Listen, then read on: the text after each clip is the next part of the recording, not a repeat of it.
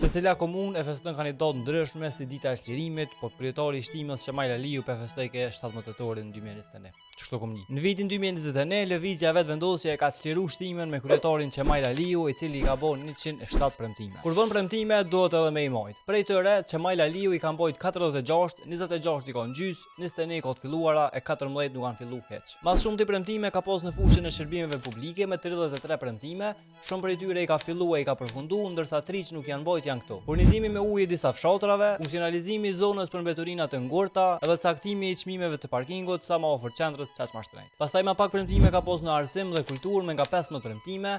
Në arsim nuk janë bajt 4, cilat janë krijimi i bibliotekës online, disa poga ekstra për punëtorët e arsimit edhe shëndetësisë që pensionohen, shujta për nxënës edhe krijimi i një sistemi online për shkollat e shtimës. E premtimet e tjera janë ndonë për fusha ndryshme si më poshtë. Kurse premtimet e tjera të pambajtura janë këtu, pauzë, lexoni.